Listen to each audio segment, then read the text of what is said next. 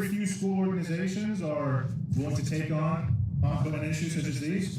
But the only way we move forward as a country, as students, as future lawyers, as leaders, is to tackle the very contentious topics that we often don't feel comfortable discussing. That's what we seek to do here at the Federalist Society. In particular, I'd like to extend a huge thank you to Matthew Weinberg, our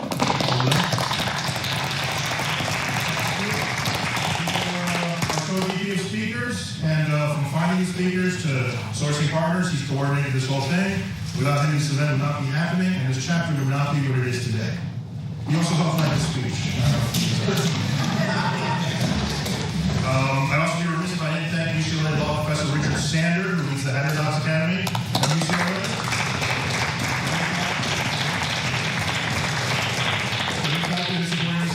So without further ado, I'd like to announce our guest. Natasha Hausdorff is a barrister at 6 Court Chambers and a speaker on international law. She clerked for the late Miriam Nahor, president of Israel's Supreme Court. She read law at Oxford University and received her LLM from Tel Aviv University. She's currently the director of UK Lawyers for Israel.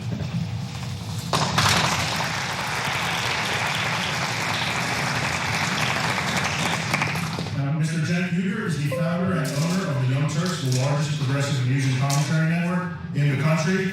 He's also co-founder of the Political Action Committee Justice Democrats. He attended the Wharton School at the University of Pennsylvania and obtained his JD at Columbia Law School.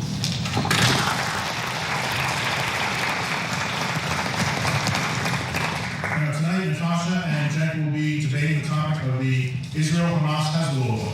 This discussion will explore the intersection of international law and politics involving questions related to the ICC.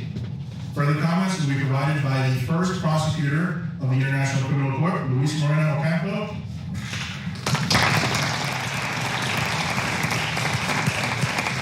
And Professor Steve Zipperstein from the UCLA Luskin School of Public Affairs and the UCLA Center for Middle East Development.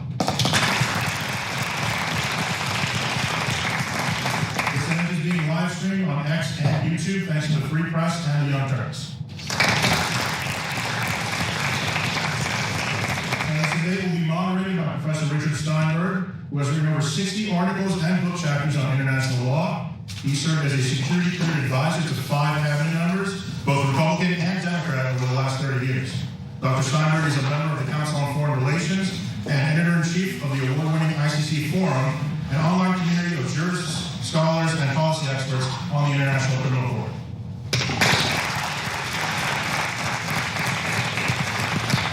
Thank you all for coming, and a special thank you to Natasha and Cenk for agreeing to participate in this debate. Without further ado, please welcome our moderator for tonight's debate, Dr. Steinberg.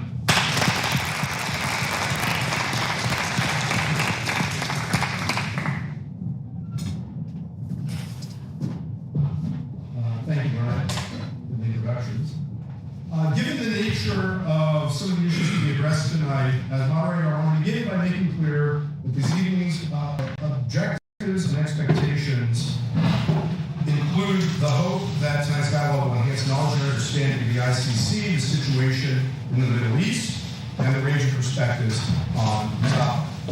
For that to happen, however, everyone in this room must proceed respectfully and with an open mind. This means first, everyone is expected to treat the speakers, commentators, and those posing questions with respect, especially when we think they don't deserve it. Please do not audibly cheer or boo or scoff at any comment or person. This is not a football game. Second, when it's time for you, the audience, to ask questions, please ask questions to understand the perspective of the speakers or commentators instead of making political statements disguised as questions. Those are usually just boring and annoying. Third, be open to changing your perspectives based on what we hear tonight. Seriously consider points of view that differ from your current thinking. A final point that should be clear from the foregoing: do not try to disrupt this event. Anyone who attempts to do so, disrupt any part of this event, will be removed and subject to discipline at the campus level. Let's keep this more than civil. That's all we're trying. So the format tonight, by agreement of the participants, is as follows. We will begin with each speaker having 10 minutes to offer opening remarks about the ICC's involvement in what the court calls the situation in the state of Palestine. Mr. Uygur will go first, as it is expected that he will be making an affirmative argument for ICC engagement in the situation, followed by Ms. Hausdorff. I will then ask some questions intended to raise either issues not covered or to deepen discussion of some issues. In some cases, the logic of the question will suggest who should go first, and I will make that clear in those cases. Each party will have 3 minutes to respond to each question. That will be followed by a 5-minute comment by Moreno Ocampo, then a 5-minute comment by Professor Zipperstein, who will then open it to questions from the floor.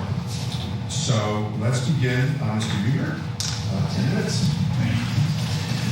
All right, thank you everybody for coming. I'm Cenk Uygur. I am not a lawyer in international law or war crimes, so just to give you that context, but I think I could explain this in layman's terms that are clear enough. The only expertise I have is that I did take a course at Columbia Law with Telford Taylor, who was one of the prosecutors at the Nuremberg trials. And so I want to start by talking about October 7th. 36 kids were killed among the 1,200. And sometimes I picture them riding a bicycle or playing soccer with their friends, or maybe their mom just brought out milk and cookies. And it's heartbreaking. And if that doesn't break your heart that Hamas killed those innocent civilians, there's something a little wrong with you. Then I picture 36 Palestinian kids. And they're riding a bicycle, and they're playing soccer in the streets, and they're getting milk from their mom. When the concrete falls in from a bomb, and maybe they see their mom get killed first, and then the concrete falls on them, or maybe they were in a tent with their sister, and they saw her getting lit on fire first. Then they were lit on fire. That's 36, and then another 36, and then another 36, and then another 36, and do that 457 times. Because the core issue here, guys, is their intent. So genocide is not a Holocaust. A Holocaust is the intent to kill everyone in that race, religion, or ethnicity. And a genocide sounds like Holocaust, but it isn't. It has a different definition, and it has a different meaning. And so when we think Holocaust, we think gigantic, millions and millions of people killed. But in genocides, I could list so many of them. I'll just list a couple. The Iraqi-Turkmen genocide, 3,500 killed. The Rohingya genocide, 13,700 killed. The Yazidi genocide, 2,100. Bosnian genocide, all the way up to 31,107. But if you want a specific one, Srebrenica, declared by the United Nations as a genocide, 8,372 people killed there. So oftentimes there's an attempt to mislead by saying, well, I mean, we didn't try to kill them all. In fact, I would know that almost better than anyone, because this is also a mea culpa. Because I was on the other side before, when I used to defend the Armenian genocide.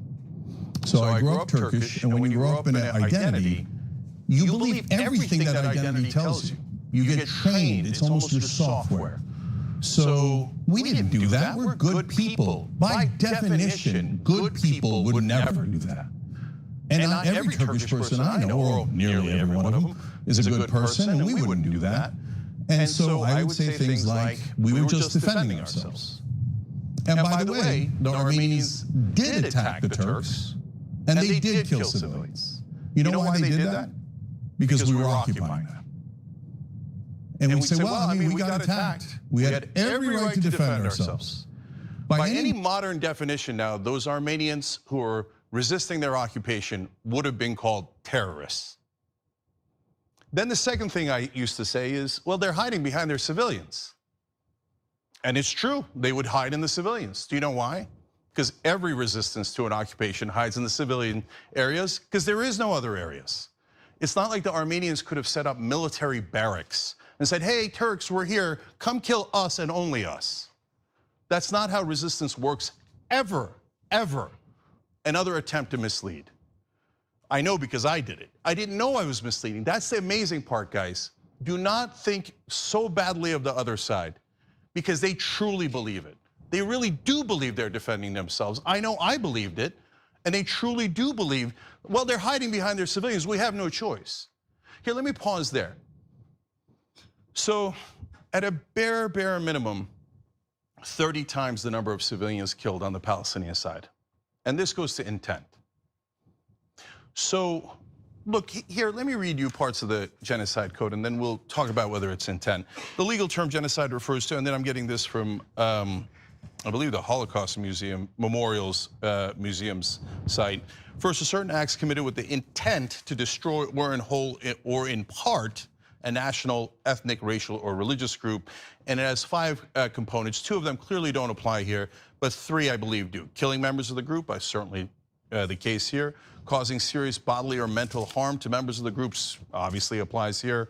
And deliberately inflicting on the group conditions of life calculated to bring about its physical destruction in whole or in part. That's part of why Srebrenica was clearly a genocide, even though there was only 8,300 so people killed, because they were clearly targeting the Bosnian Muslims that were in that area, and they were killing them in whole or in part, and it was their intent. So we go back to at least 30 times the number of civilians. So in order for you to think that there is no intent, you have to think one of 2 things. One, the IDF is the most incompetent military in the history of all militaries. They just can't shoot straight. They bomb and they bomb and they bomb. Every time in the beginning, at least for the first 9-10 months or so, they just couldn't get any of the Hamas leaders. Interestingly, they knew exactly where they were later, and they knew exactly where the Hezbollah leaders were later, and they knew exactly how to target on pagers and walkie-talkies with incredible precision. And when they killed Nasrallah, they knew exactly where he was, and they pinpointed that area, and they killed him. They killed civilians on that day too, but at least they knew where he was and they got him. But for the first 9 or 10 months, nearly carpet bombing, bomb after bomb after bomb, and they just kept missing and missing and missing and missing. One of the hostages said when they returned, we couldn't believe they were bombing the buildings. We were in the building. What were they doing? And yet they just couldn't find any Hamas leaders until they wanted to, and then they found them all. So you can say, okay, no, I just think they're just terrible at their job. They just don't know how to find anyone. They didn't have intent, they meant well. Really, they meant well? Or the second possibility is that you would say, well, look, they did the best they could. Well, let me ask you about that. Let's say that someone killed someone that you know and that you love. I mean, I'd be super angry, and I'd want to get that person. I get that instinct. Now they tell you, you can get that person. There's just 29 other people in that building, and you have to kill them all. Do you think that it is not intent to kill those 29 to get to the 1? Because, well, there was nothing I could do.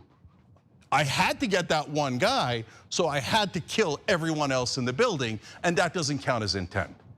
And what if they said to you, you don't do it with a bomb, because that seems easy, it seems like a video game, of course not on the business end of it.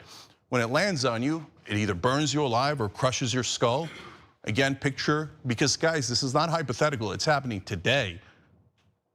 So over 2,300 people killed in Lebanon, over 100 kids killed in Lebanon, 20 killed just today.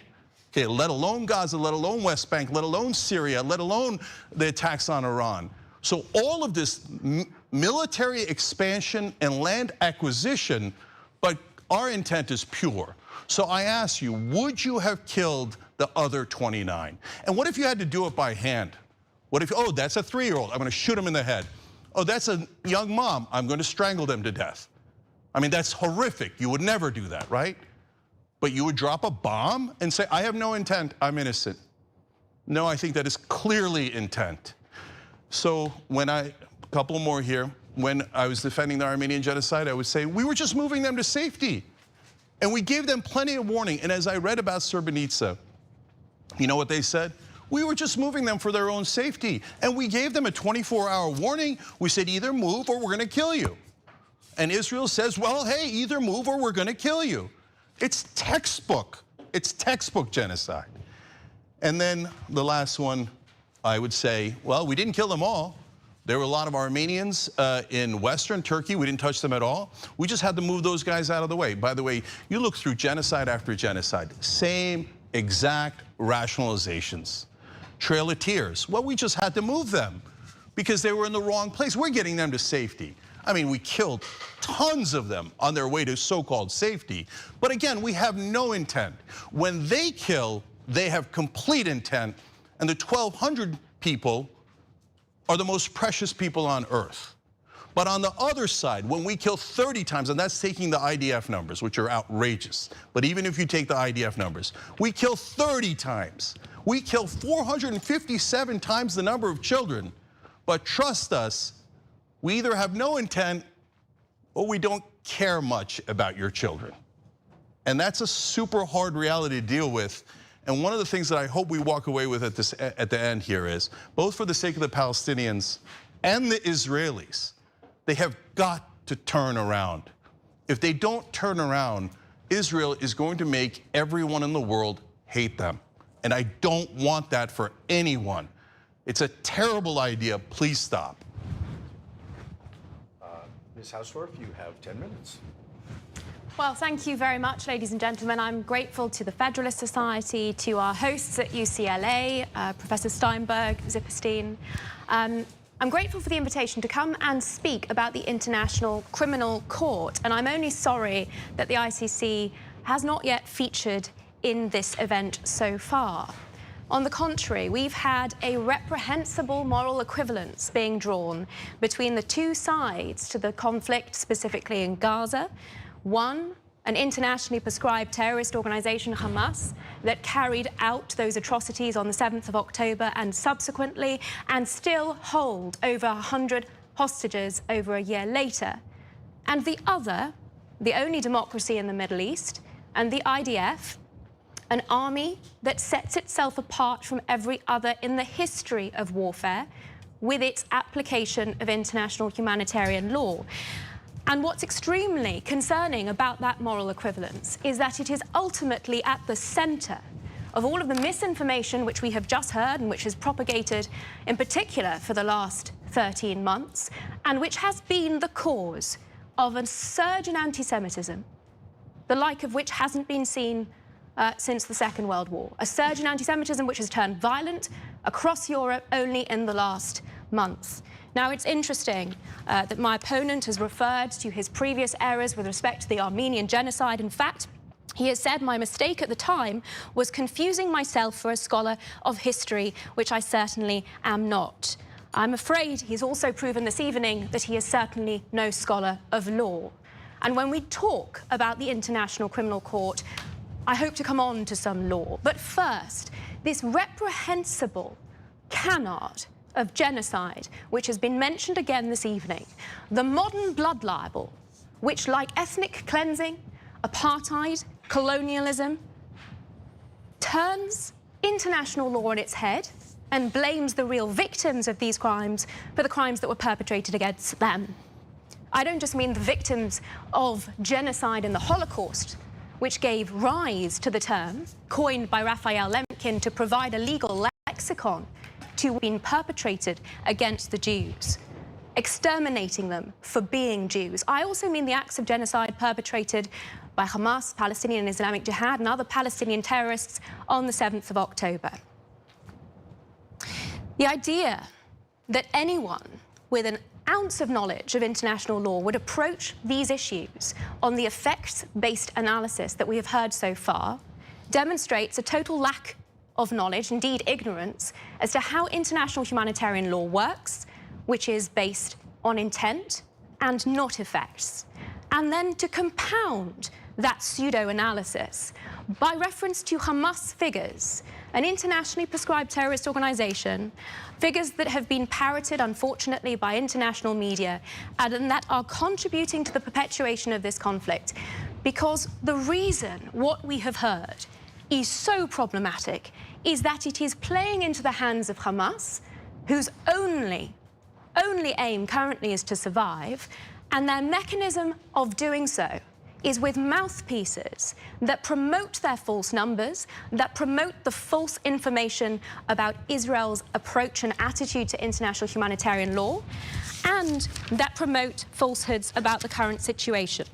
We only need to hear what Gazans themselves have to say. And Ohad Hemo from Channel 12 in Israel went into Gaza only a couple of days ago. I wrote down a few of the quotes of those he interviewed. "May God take revenge on those who uprooted us and killed us in our own homes. Hamas. Hamas has wounded us and killed us. They are responsible for all the destruction. All the destruction is on them. May God settle the score with Hamas. Take revenge on Hamas. They destroyed our lives." Both Israeli and Palestinian lives destroyed by Hamas and encouraged by the falsehoods and the rhetoric that we have already heard this evening. Now, the International Criminal Court, established by the Rome Statute in 1998, was charged with bringing perpetrators of mass atrocities to justice. It has an abysmal record, ladies and gentlemen. In 2012, it was resoundingly criticised for spending nearly $1 billion and taking 10 years to deliver its first conviction, and matters have worsened further still. In 2020, there was an independent expert review of the court, and that review spoke of a workplace culture characterised by bullying and a climate of extreme fear created by the ICC's own leadership.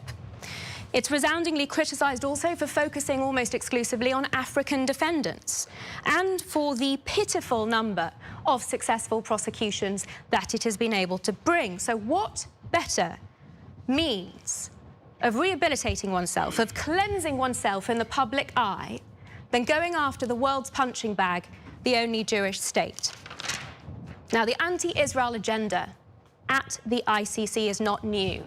Even at the drafting of the statute, with the insertion of Article 82B8, a crime, supposedly, that was drafted especially to seek to criminalise the presence of Jews in Judea and Samaria, in carrying the wording of Article 49.6 over from the Fourth Geneva Convention. The drafters accepted the insertion of additional words indirectly or directly. The only state to be explicitly targeted with pseudo-international law being woven into the Rome Statute was Israel, and by all accounts it was a key reason that neither the United States nor Israel decided to join the court. What an indictment of this political institution. Now, what is critical is jurisdiction. Jurisdiction is what distinguishes a legal institution from a political institution. It is the question that gives a court its legitimacy.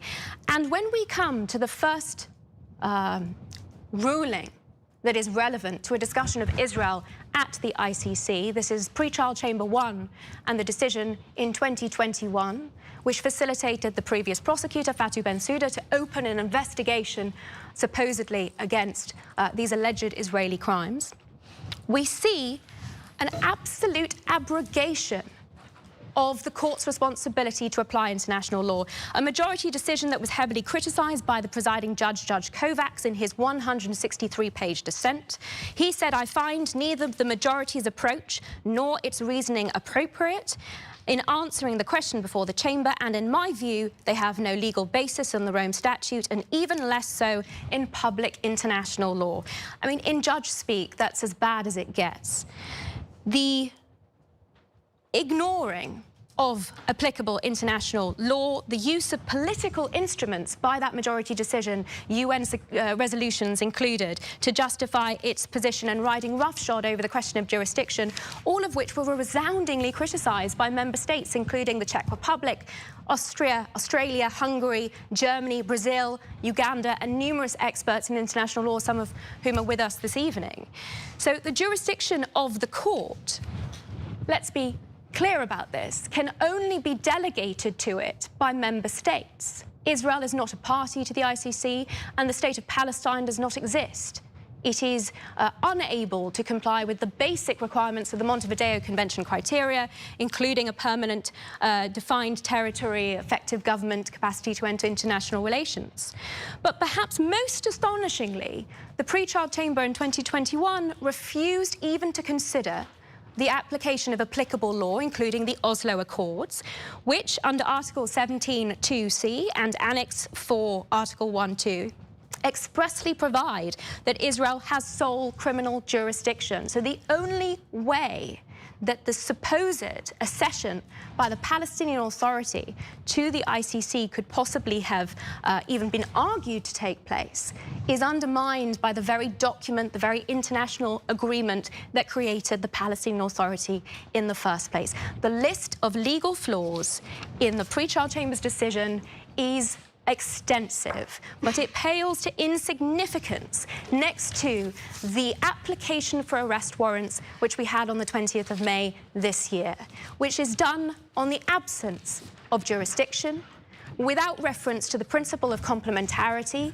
the founding principle of the court, which means that its jurisdiction is only exercised as a complement to national jurisdiction, not as a substitute, and based on a series of false allegations. My organisation, UK Lawyers for Israel, has proven that every phrase of every sentence contained in the prosecutor's public statement explaining his grounds for the application for warrants is false.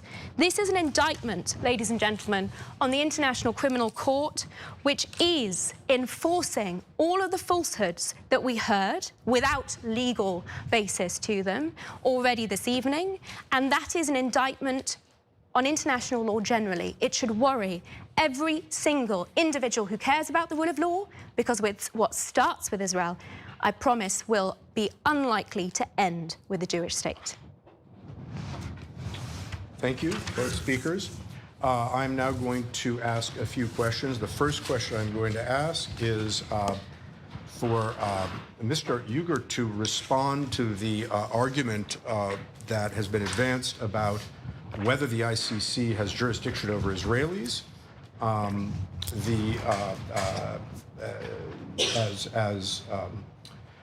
Ms. Hausdorff has just argued in his pre-trial chamber partial dissent. Judge Kovac argued that the Oslo Accords remain in effect and must be considered.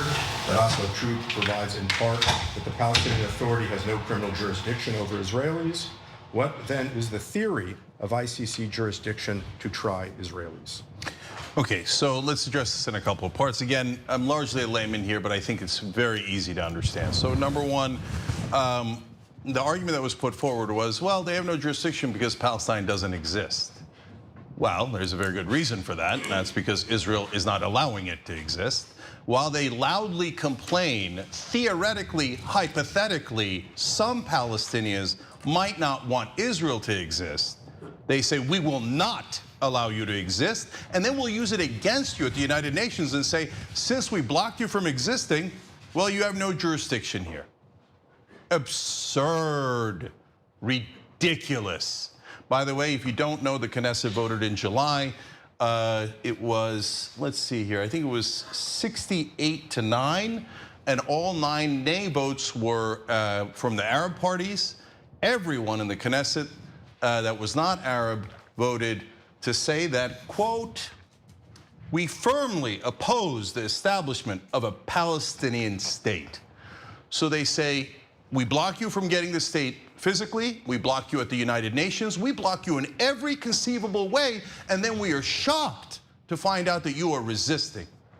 When are you going to know that you are ruled and have no power, no laws, nothing that can help you? You go to the United Nations, as we did, to become a state, and we declare it invalid. Wait a minute, when the United Nations was declaring Israel a state, it was perfectly valid. But at the time, Israel did not exist. So by her definition, Israel could not have gone to the UN. They didn't have jurisdiction. They didn't exist. I mean, look, we can take an extreme example. Let's say Mussolini. If he was around now and he started killing people and he's a fascist, etc., and he said, well, good news, I didn't sign up to the ICC. So there's nothing you could do. I can kill and kill and kill and occupy and oppress and do everything I want, But as long as I don't allow you to exist and I didn't sign off to the ICC, I'm above the law. Is this what the ICC is supposed to be for? Is this what the United Nations is supposed to be for? That we say, if you have enough power and you oppress enough and you occupy enough and you erase the other side enough, we will help your cause and erase them for you and say they have no rights at all because you blocked them from existing. Is that the point of the loss? Is that the defense? We have a technical defense of the slaughter and the genocide because technically we didn't allow you to exist in the first place. And by the way, Smotrich now saying they're going to annex the West Bank. What part of self-defense is I take your land? Ms. Hausdorff, you may respond. Thank you. 3 minutes. Well, I have to break it to you, but I'm afraid it's not how international law works. To say we can throw the rule book out of the window, the very jurisdiction of the International Criminal Court, the basis upon which states interact with each other. And that way lies chaos, but it is the ultimate consequence of the lawfare initiatives which we have seen.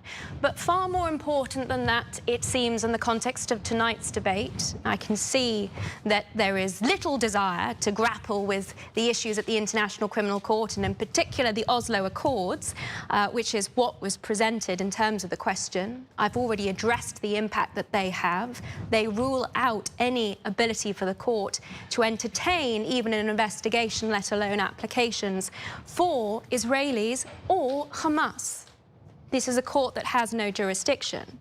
But what's even more worrying is the misinformation and the blood libels that we've heard tonight of slaughter and genocide. And they are simply being repeated. And the consequences are clear in the incitement that those sorts of falsehoods are having against Jews around the world. As the only person up here, I believe, who's actually been into Gaza in September with the 162nd Division, to witness with my own eyes the challenges that the IDF are facing, let me tell you that the applicable international humanitarian law, the principle of necessity, the principle of distinction, the principle of proportionality and the principle of precaution are applied in a way that no other army has managed in order to reduce civilian casualties as much as possible. Don't believe the false figures that are being presented that do not differentiate between civilians and combatants, do not indicate how these people have been killed. Those quotes I read out to you from ordinary Gazan civilians who've been shot in the streets by Hamas, who've been bombed as they have been seeking to flee areas on Israeli instruction, bombed by Hamas and Palestinian Islamic Jihad, seeking to hold on to those civilian shields.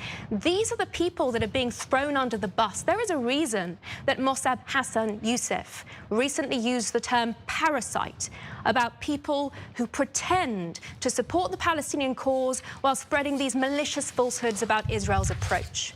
Because these people profit off of the Palestinian suffering. They have made a business model of playing to the gallery of anti-Semites around the world. And these falsehoods have no basis in the realities on the ground or in the applicable international law. It is plain that Israel exercises precautions, gives warnings of strikes, provides humanitarian assistance, which is in fact far in excess of the calorie requirements in each individual case. And it's a matter of public record. It's an absolute shame that this is not given more coverage by certain, let's say, media outlets. Thank you. Next question. At least 3 of the charges sought against Netanyahu and Gallant are based on a premise of Israel having starved people in Gaza. Other charges include willful killing and murder and intentionally directing attacks against the civilian population. Has the Israeli government in fact starved Palestinians, engaged in willful killing or murder, or intentionally directed attacks against a civilian population? And this question is addressed first to Ms. Hausdorff. Well, I'm glad for the opportunity to address this canard of starvation. It is again the subject of a detailed report by UK Lawyers for Israel, which has proven, on the basis even of subsequent reports, that these allegations and warnings of starvation are as false as all of the other absurd allegations that we've heard from the other side of the table this evening. COGAT's latest updates, let me be clear, COGAT is the unit of the Israeli Defense Forces whose sole responsibility is the provision of humanitarian assistance to civilians in armed conflict. They provide updates on a regular basis as to the level of aid going in. As of last week, 58,846 aid trucks had been admitted into Gaza post-inspection to make sure that they are not carrying additional arms and munitions to resupply Hamas in its efforts to slaughter further Israeli civilians. That's 1,116,025 tons of aid. Now, the reports that were put forward by the prosecutor, Karim Khan, to justify his arrest warrant application, they were based on reports that were assessed on the basis of incomplete information and that have been subsequently debunked. Even the FRC review of the IPC reports has indicated that they were wrong to suggest that starvation was at issue. And in fact, deliveries between January and April 2024, which was the relevant period for those reports, were such that there were 3,268 calories per day going into the Gaza Strip, which is 50% more than what is required under the Sphere guidelines for humanitarian food to conflict-affected persons. Now, what we didn't see in the prosecutor's application was any reference to the critical problems here: diversion by Hamas and the distribution of aid, which is frustrated when Hamas attack aid convoys. This is also a matter of public record. Aid organizations on the ground have been frank that their efforts have been frustrated by Hamas's theft. Individual civilians, while cursing Hamas in the interviews I read out earlier, have been clear that their aid is being stolen by Hamas. And yet, we have this moral inversion perpetrated once again, where the Jews are being accused of withholding aid. Well, nothing could be further from the truth. From the outset, Israel has been providing humanitarian assistance. Even before the 7th of October, of course, a great deal of aid was put through to the Gaza Strip, through the Erez crossing, through Kerem Shalom, and through various others. But importantly, well, I see I'm at time. There's so much more to say, ladies and gentlemen. I'll save it for the next occasion. You will have an opportunity. Mr. Uygur, you have 3 minutes to respond. That is an amazing Alice in Wonderland version of events, where Israel does not control the borders of Gaza. Israel does not control what food or medicine goes into Gaza, but apparently the dead leaders of Hamas do. It is absurd on its face. It's, to be honest, insulting. She's insulting you. She's saying, I can get you to believe that Israel is not in control, that the Palestinians are in control. And I can get you to believe that you should not have moral equivalence between one side having one person killed and the other side having 30 killed, that the one is worse than the 30, that the one is worse than the 30. So I purposely used the IDF's numbers, which I find to be preposterous, because I knew that she would, as they do every single time the people defending Israel, say, the same smokescreen, by the way, again, I hate this and it breaks my heart, and now I realize it, I didn't realize it back then, that I used to use. We would say, oh, those are Armenian numbers. Of course they're gonna inflate the numbers. Just keep disputing the numbers, disputing everything. If you just dispute, dispute, dispute. But here's the problem, guys. We all see it. You could go home, you could go on any of the social media right now, and you could see the starving children. And they look just like other death camps throughout history. But she says, don't worry, they have a decent calorie intake. I'm sure that that's greatly comforting to them. Now let's go to what the United Nations says. And by the way, her defense will be, I reject anything that isn't from Israel. I reject the United Nations. I reject every press organization. I reject every human rights group. I reject, of course, the Palestinians because they don't even exist. And you see how that's their fault. So, but for the rest of the planet, we all see the same exact thing. So the United Nations says that 20% of the population is facing, quote, catastrophic levels of acute food insecurity involving, quote, an extreme lack of food, starvation, and exhaustion. Over and over again, every single time they are breaking record after record while they claim, well, we're doing all we can. So 116 journalists killed. Committee to Protect Journalists says it is the worst of the 21st century. More deadly to journalists than any other war since they have been keeping track. Reporters Without Borders says it is intentional. 75% of all journalists killed in 2023 are Palestinians. 374 healthcare workers at a bare minimum, 224 humanitarian aid workers. And every single time they say, not intentional, doesn't count. I don't believe the numbers. But here I used IDF numbers. I couldn't be any more fair. And she mentioned, and you might not have gotten it, this guy named Mossab, who called me a parasite in another debate. And so she says, do not report on the death, the destruction of those poor kids, because you will offend me, you will hurt my feelings. Well, that brother, who's an Israeli agent, called me a parasite and then said people in the West will fall if they criticize Israel. So I too am offended. Now we're even.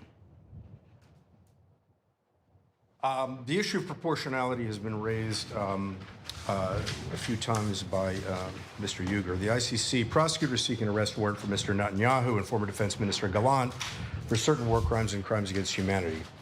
Under Rome Statute, Article 31C, a person who acts reasonably and proportionately to defend themselves or others may be absolved of criminal responsibility.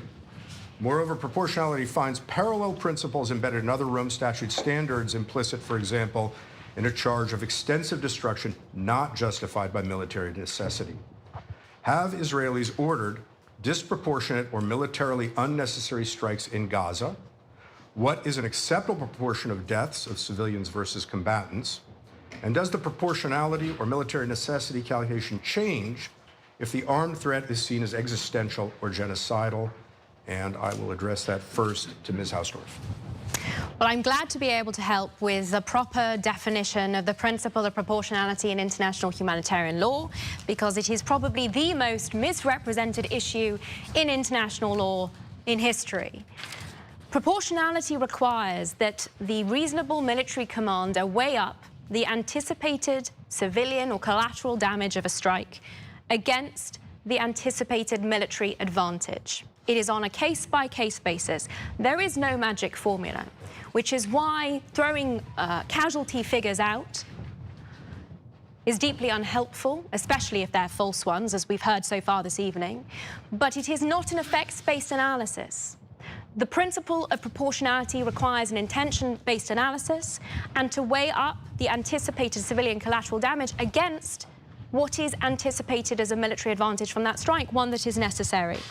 The reason that I say with confidence that no one here is able to make an assessment and answer that question is because none of us have access to the information that is input to make the determination and the proportionality assessment on strikes. But I'll tell you who does have that information.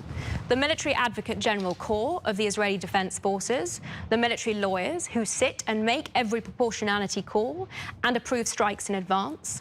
And that information has also been shared with my government in the United Kingdom and your government here in the United States. And each of those entities have also said that Israel is not in violation of international humanitarian law and that its targeting and proportionality approaches are satisfactory.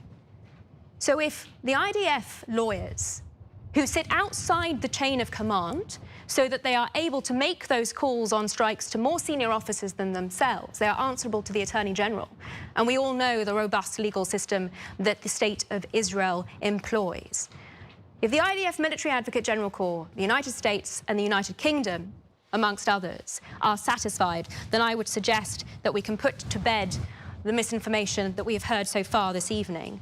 I'll ask one final question in relation to what has been alleged in terms of caring about the Palestinian civilians and the suggestion that Israel controls all of Gaza's borders, which it certainly does not.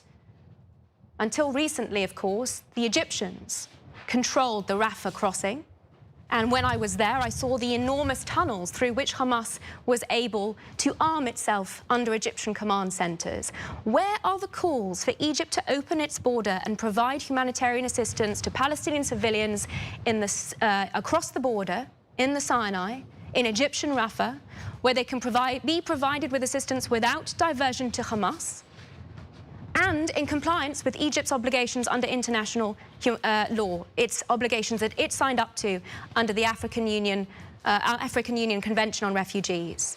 That is why I say that the term parasite is applicable, because if people actually cared about Palestinians as I do, they would have been calling from October 2023 for Egypt to facilitate that so that these Palestinian civilians can be provided for. Mr. Uygur, you have 3 minutes to respond. Amazing. I think she just called me a parasite again. But she's the humanitarian one. Okay, that I didn't expect that kind of hostility. It's fast, it's amazing. Okay, so let's keep correcting her errors. I can match that hostility. So exactly as predicted, what did she do? She said none of the other numbers count. Did you hear what she said? You can go back and watch it on tape. Only the Israeli military numbers count. Imagine if other nations that had committed genocide said the same thing. Well, the Armenian numbers don't count. The press numbers don't count. The human rights groups don't count. Only the Ottoman Empire's numbers count. They would be laughed out of the room, and of course they should be. Only the Italian numbers count. Only the German numbers count. And she says it with a straight face. All of the international press are all anti-Semites. They're all liars. The Palestinians are not occupied. The border is not controlled. You're to believe all of these absurdities. So the one border that was not controlled is now controlled. Now she's mentioned Egypt. She says, why don't they open their border?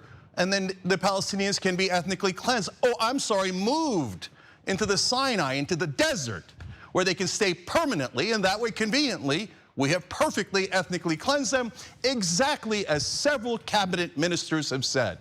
Ben-Gvir has said it, Smotrich has said it. They're not shy about it. They're saying it very, very clearly. We would like them to move out of Gaza. We'd like to push them out. And then at that point, we have it. I mean, the Egyptians should also be humanitarians. So, you know, it's interesting because, again, the Srebrenica example is a good one. During the starvation, what they realized during the middle of the genocide, what they realized was one of the soldiers reported at the United Nations on trial, we realized eventually that the starvation was a better method than just killing them. He called it a slow death camp. And he said that the other good part of it, the helpful, productive part of the starvation was it would force them to go get food. And when they went to get food, it would be easier to kill them. And that set me aback because it reminded me of the flour massacre. So here's the food, we control the borders, we barely let any food in. Oh, there's some food, go get it. And then the Israeli tanks fire on them. And again they murder those kids, and they murder those moms and those dads. And then they say, no, don't worry, their calorie intake's okay. And they should never be allowed to exist. We should occupy Gaza and West Bank, and we should go ahead and as they are suggesting right now, we should annex them. But trust me, this is about my right to defend myself. Every single genocide perpetrated, the group that perpetrated it said it was to defend themselves. Literally every single one. Thank you. All right, my final question is not about law per se, but about the consequences on the ground of the ICC's engagement in this situation. What have been, or what do you expect to be, the consequences of the ground, if any, of the ICC's engagement? For example, Has the ICC engagement in this situation deterred international crimes in the region? Can the ICC's action help facilitate peace in the region? Or is the ICC engagement more likely to complicate efforts at peacemaking? Is it likely to induce Israel to prosecute its own commanders and leaders so as to avoid the admissibility of cases against Israelis? And I will address this first to Ms. Hausdorff. Well, this all depends on what the pre-trial chamber does with the application that's before it. And that I'm not going to preempt. But what I can say is that the approach that has been taken by the previous prosecutor, by this prosecutor, by the pre-trial chamber so far, is deeply, deeply damaging to the rule of law and to the credibility of the International Criminal Court. We have seen this in its failure to apply international law properly, and this also concerns the law regarding the status of the property. Again, there was a lot of misinformation already this evening on that. The principle of uti possidetis juris, which was referenced in submissions to the International Criminal Court all the way back in 2020, and has been also referenced very importantly in the dissenting judgment of the Ugandan judge Sebutinde, the vice president of the International Court of Justice, separate proceedings. Why is that important? Because it tells us that a proper application of the international law puts the lie to everything we have heard about Palestinian territory and this notion that there is a Palestinian state. Don't mistake me, there is Palestinian self-determination. They have self-governance in the West Bank. They have self-governance in the Gaza Strip also since 2005, and we have seen the consequences of that. There was reference to the Knesset vote recently. Who, in their right mind, would wish to create a state through which the 7th of October might be perpetrated over and over and again? One side of the table has called for that this evening, ladies and gentlemen. So while downplaying the atrocities that Hamas has committed, while promoting their falsehoods in relation to the casualty figures that they have invented for a significant part, and there are independent studies you can look up about the inflation of casualty figures.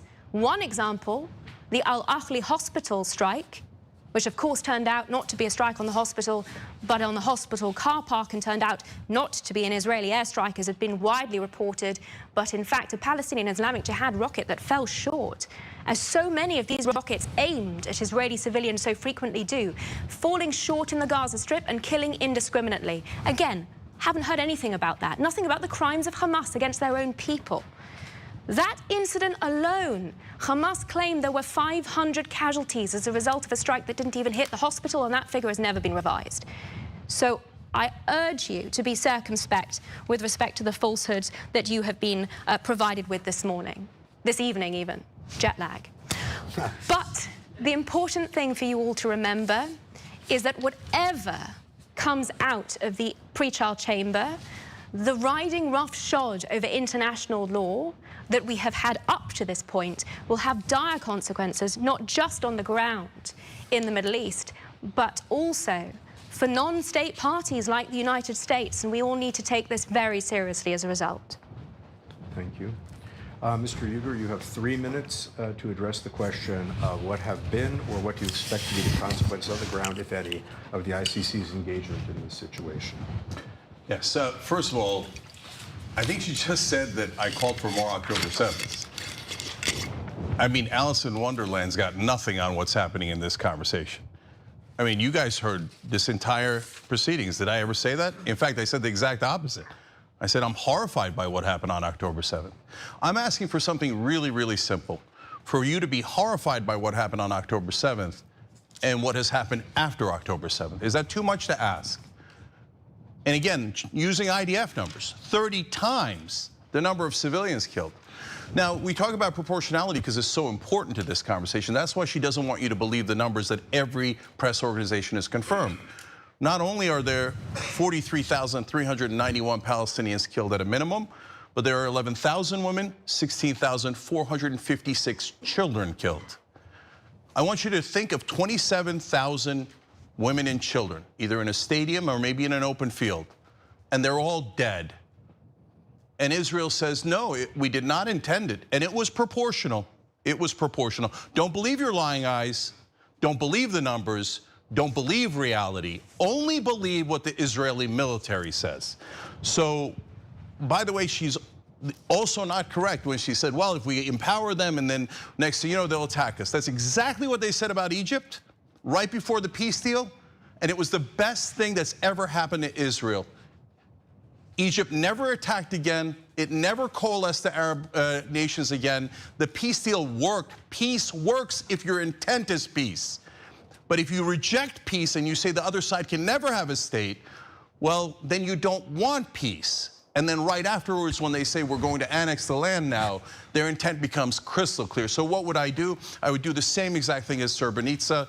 I don't need Radić's or any other war criminals' permission to arrest them. That's not how it works. Guess what? The Serbs also did not give the ICC permission to arrest them. Nevertheless, they were arrested. So would I arrest Benjamin Netanyahu, Ben Gvir, Smotrich? Absolutely. And I hope that they would spend the rest of their lives in prison for all of the people that they have viciously killed, for their political greed and the great crimes against humanity that they have committed. I know that it's not realistic in this world controlled by the United States, and they have so much overwhelming power, so they will continue to go into Syria and Lebanon and provoke and take more land, while all the world claiming they are the victims, that they are David and not Goliath. But everyone on planet Earth can see they are Goliath. They are the ones occupying the Palestinians for 57 brutal years.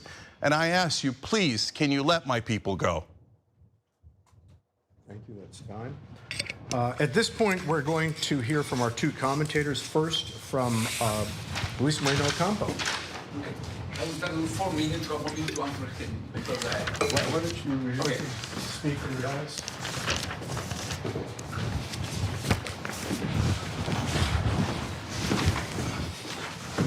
Okay. I think it's very important to have an independent court defining what happened there. That's why jurisdictional issues are key. As you say, it's right. The Rome Statute required a state providing jurisdiction. In January 2009, when I was the chief prosecutor, Palestine requested to be considered a state, and they made me argument why I should consider a state. In April 2012, I'm sorry, UN General Assembly defined which entities are a state. And according with UN General Assembly, you are an observer, not a state. So I rejected April 2012. What happened is in October 2012, the Palestinians went to the General Assembly, and they, you know what? They won 138 votes in favor.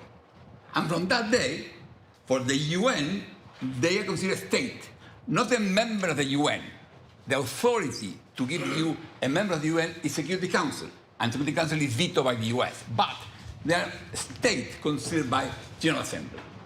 And from that moment, situation changed. And the jurisdiction is based on that. It's not Israel considered state. No, Israel rejected the state. But the General Assembly defined, is an authority in the world that define which is state, and they define that.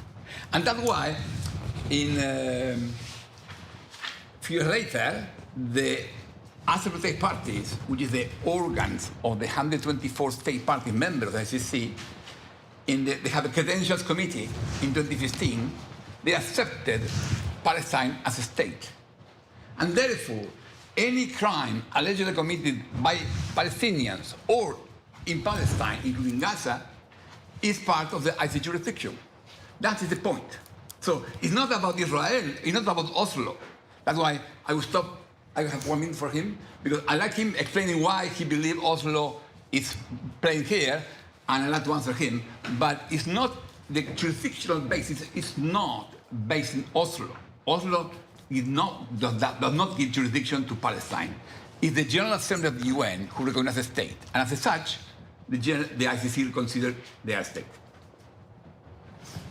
And therefore, it has jurisdiction. And therefore, ICC will evaluate the starvation, all these issues will be decided by ICC. You have 2 more minutes. Yeah, but after... Well, I'll happily take his 2 minutes. Yes, no. I'm at 2 minutes. You talk 5 minutes, I will talk 2 minutes after you to explain your point. Because I was thinking his point was very relevant for the point. This was pre-agreed in advance, the exact syntax. So Okay, Richard. I'm sure that Professor Zipperstein will address it when it is his turn. And you have Okay, I think my comment is he will talk about Oslo and like to attack his Oslo agreement because maybe I changed my mind. That's why I was suggesting let me keep my 2 minutes to answer him. Perhaps I can assist on the Oslo point, if you'll allow. Perhaps I can assist on the Oslo point, if you'll allow me. It is not that Oslo gives jurisdiction. Wait. No, Oslo is not giving jurisdiction. No.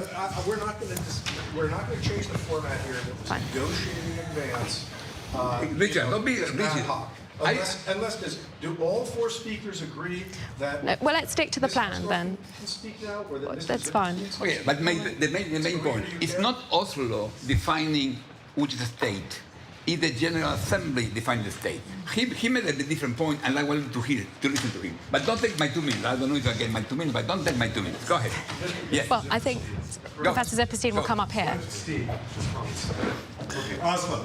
But- Why don't you come up here and let the rest of the audience? Should I agree? Chair. Another chair. That panel would be more interesting now. That's okay, we're good. Thank you.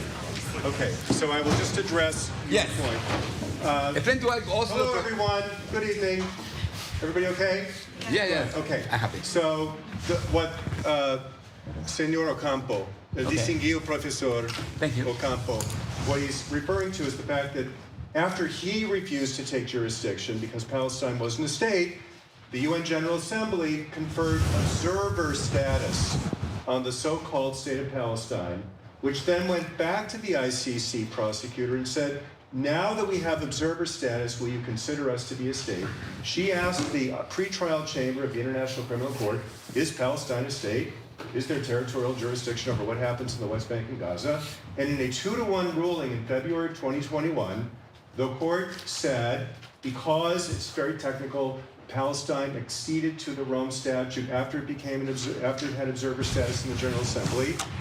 We will confer or agree there's territorial jurisdiction, but the court said, quote, when the prosecutor submits an application for the issuance of a warrant or arrest or summons to appear, or if the state or suspect submits a challenge to the statute, we will be in a position to examine further questions of jurisdiction, which may arise at that point in time, which are now live before the court because the prosecutor has issued a request for warrants. So then the question is there in personam jurisdiction over Israeli nationals? And the answer to that question is no, because the PLO, the Palestine Liberation Organization, in the Oslo II Agreement, September 28, 1995, agreed, and Ms. Hausdorff referred to these 2 provisions. Article 17.2.c says the territorial and functional jurisdiction of the Palestinian Council will apply to all persons except for Israelis. And in the annex to the September 1995 Oslo II Agreement, the Palestinians agreed, quote, Israel has sole criminal jurisdiction over offenses committed in the West Bank and the Gaza Strip. So there was a waiver of jurisdiction. And 2 years later, in 1997, the lead Palestinian negotiator, Mahmoud Abbas, the current president of the PA, wrote a book about this. And he said, and I'm more or less quoting him, we, Arafat and I, negotiated with the Israelis over every sentence, every word, and every punctuation mark.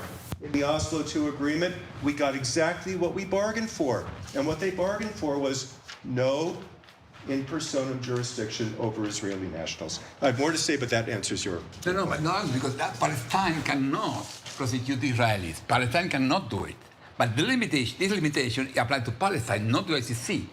Because ICC...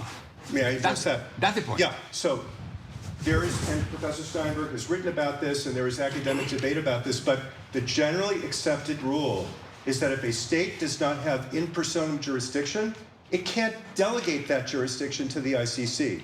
The ICC's jurisdiction is derivative of state jurisdiction. It does not exist independently under the theory of universal jurisdiction. It doesn't exist. No, exactly. It's not universal jurisdiction. So let me just clarify. It's not universal Let me jurisdiction. just clarify something. Yeah. You have 3 minutes left, please. Thank you. And Steve, you have 2 minutes left. Thank you. after that. Fantastic. Okay. Legally, the point is the ICC jurisdiction is not based on Palestine rights. It's based on a state. The formula, all states apply. That's the formula, all states. And the all state formula is defined not by Palestine, not by Israel, by the UN General Assembly.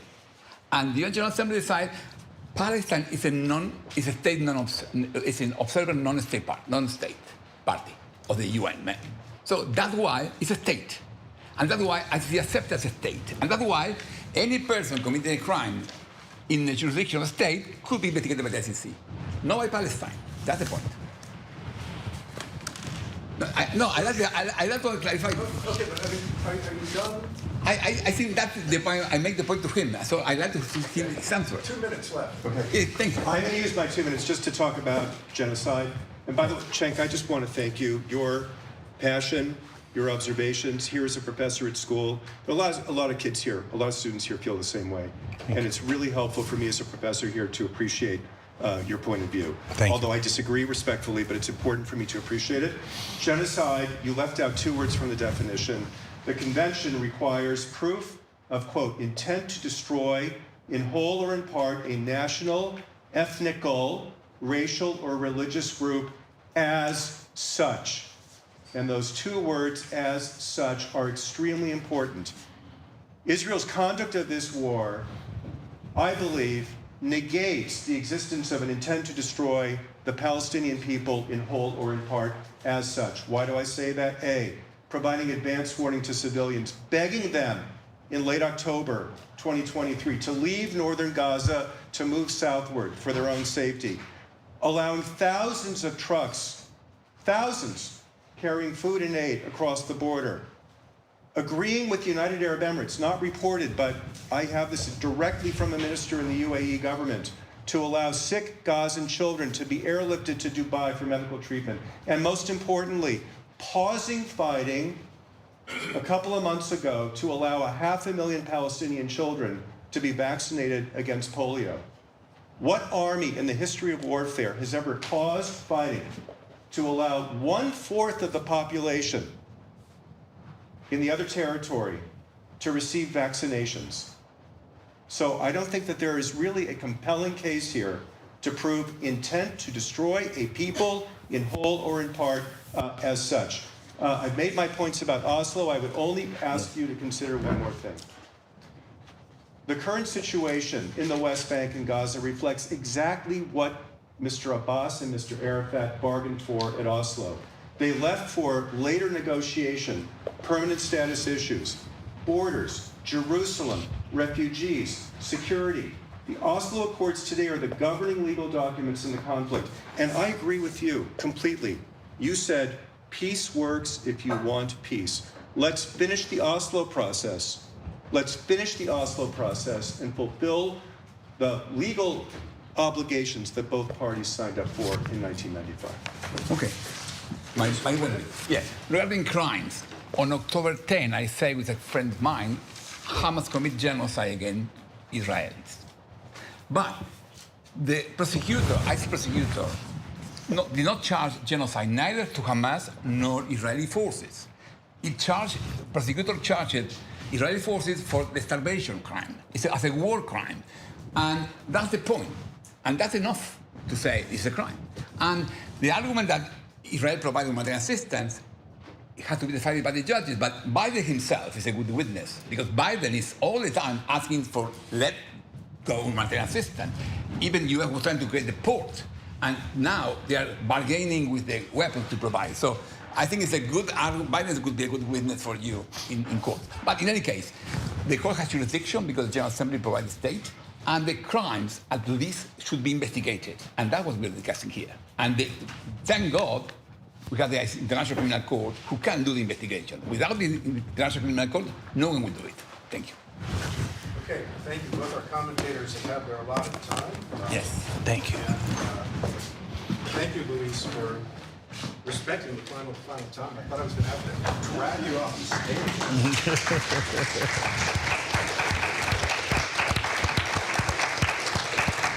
There is an opportunity to respond to the prosecutor. Would you each like 1 minute to respond to what you said before I take questions? That was one. Okay. So each of the speakers has asked for 1 minute to respond to what was just said. We'll start with Ms. Hausdorff. The difficulty, of course, in relying on the General Assembly for the creation of a state is that the General Assembly doesn't have that power. It is a political body, not a legal one, and that is not how states come to be. The Montevideo Convention criteria I referenced earlier are a settled, very basic aspect of statehood in international law. There is a big debate about recognition, but that is not sufficient. And that is at the core of the difficulty with jurisdiction here.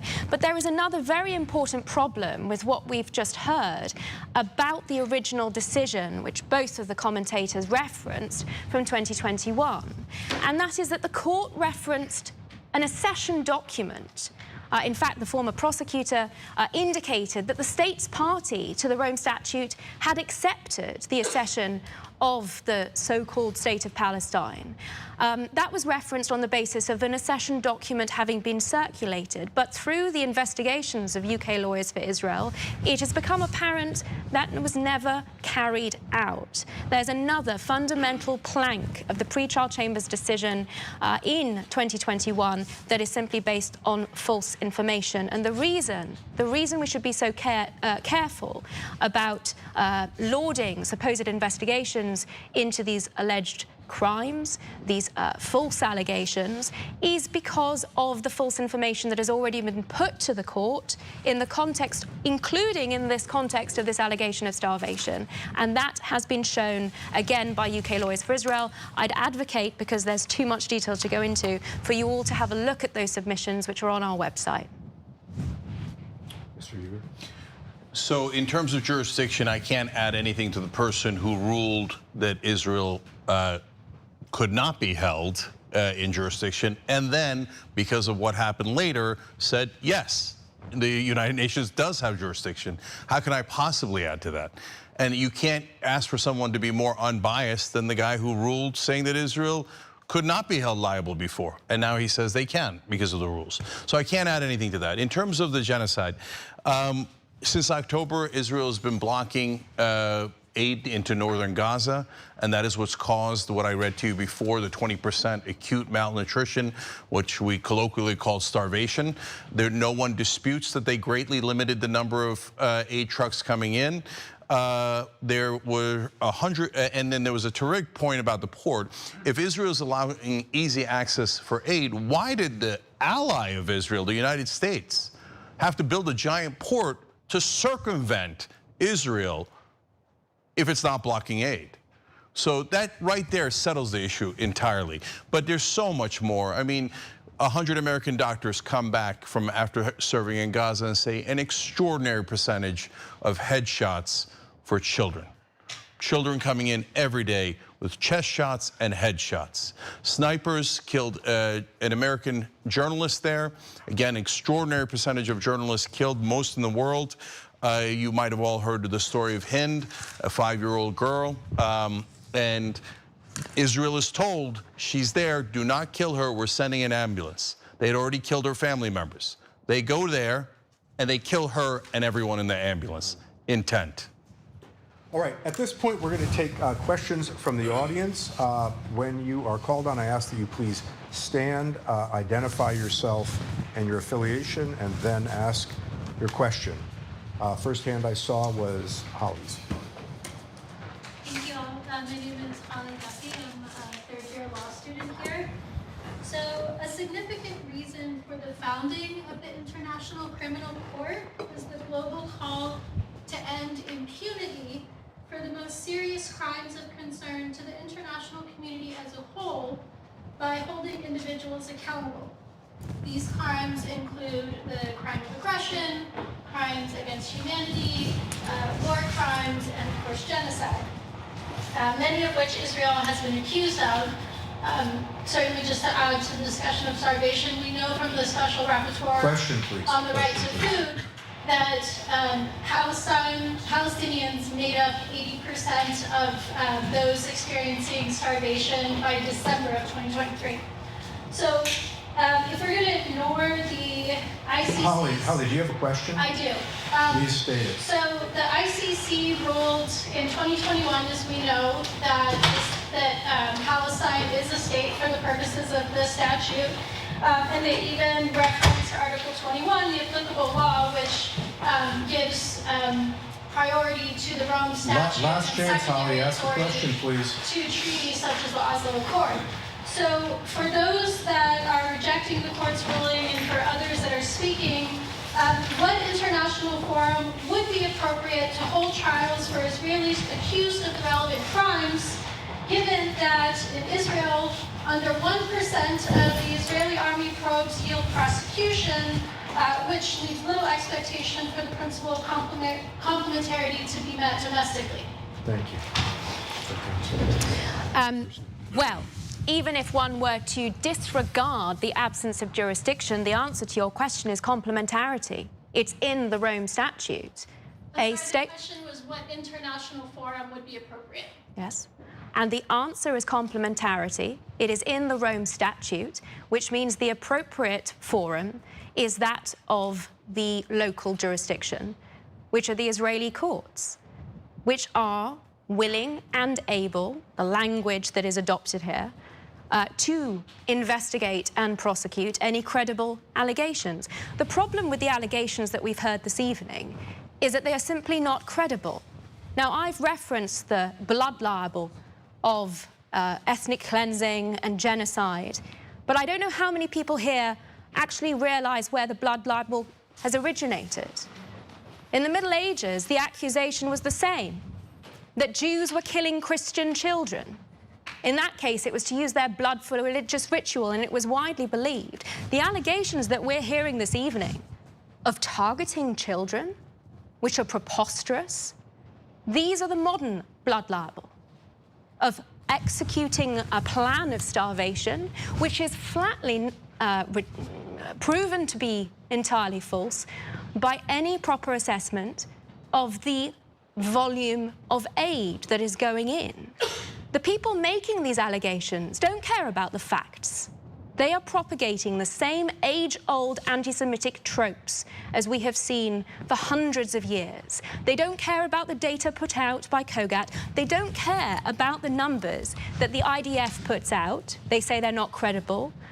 But they fail to acknowledge that the Israeli state authorities are held to account by that very same legal system, that legal system that operates in the only democracy in the Middle East. Thank you. Mr. Uygur. No, Holly, you have asked your question. It's okay, I'll address it. Has been answered by one speaker. It is now the other speaker's turn, okay? Mr. Uygur. All right. So, as Holly pointed out, these are basically, colloquial term is kangaroo courts. 99% of the time, people are found to be innocent of the most outrageous crimes with overwhelming evidence. And so, I always ask people to think about the shoe on the other foot. What if it was Hamas that was running these courts, and they kept killing Israeli Jews one after another and starving and torturing and shooting the children, etc. And then Hamas said, no, we're the only ones who have jurisdiction here.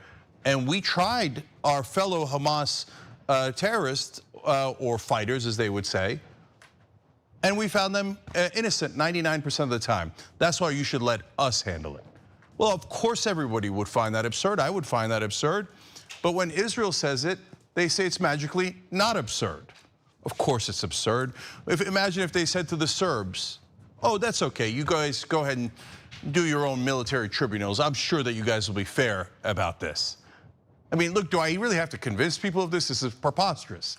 So now in terms of the Hamas leaders, well, can they be held liable by